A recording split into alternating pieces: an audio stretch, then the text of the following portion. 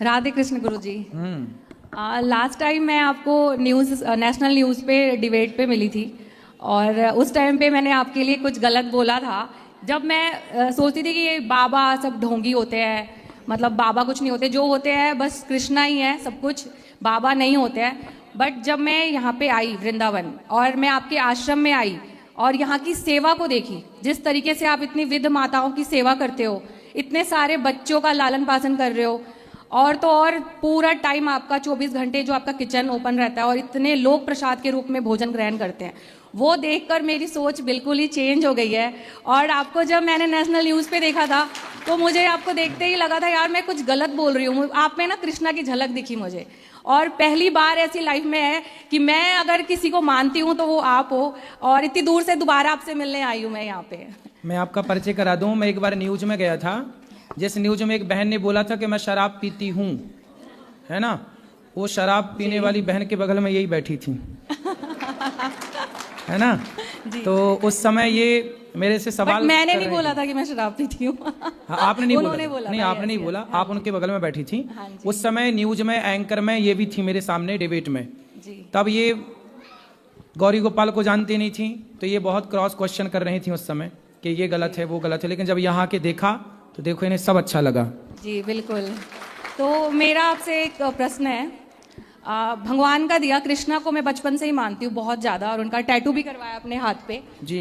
तो मैं ये कहना चाहती हूँ कि भगवान का दिया सब कुछ है, अच्छा घर है, परिवार है, गाड़ी है, फेम है, नाम है, पैसा है, बट सुकून नहीं है।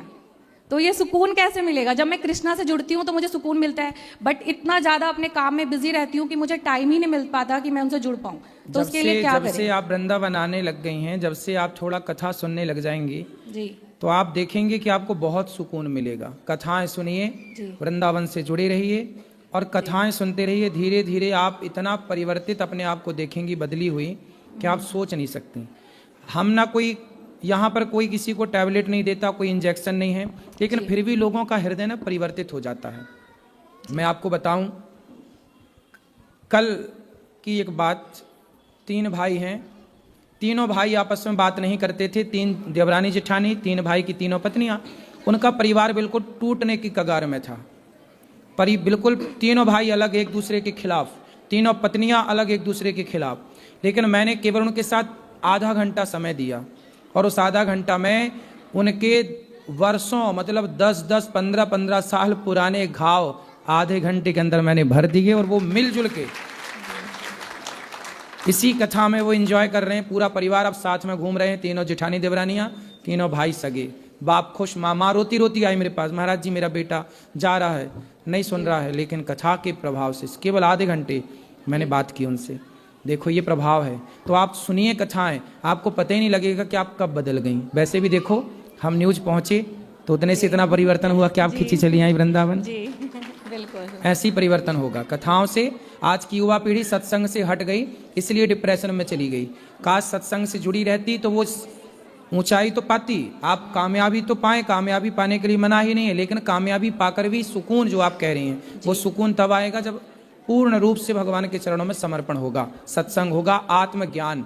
क्या होता है ना कि सामने कमरा तो है, सामने व्यवस्थाएं हैं, पर लाइट नहीं है, अंधकार है। अंधकार होने से हमें दिखाई कुछ नहीं है, सब कुछ पर दिखाई नहीं पड़ रहा है। उसी तरह जीवन में अज्ञान का अंधकार छाया रहता है, इसलिए सब कुछ होते हुए भी वो सुकून नजर नहीं आता, शांति। जिस दिन ज्ञान की रोशनी आएगी ना तो सुकून सामने नजर आएगा, अच्छा यहाँ सुकून है, यहाँ आनंद है। अब तो वैसे भी वृंदावन हर महीने आऊंगी, क्योंकि आप में कृष्णा को जो देखा है, तो हर महीने आपको देखना तो जरूर आऊंगी। राधे कृष्णा। सुखी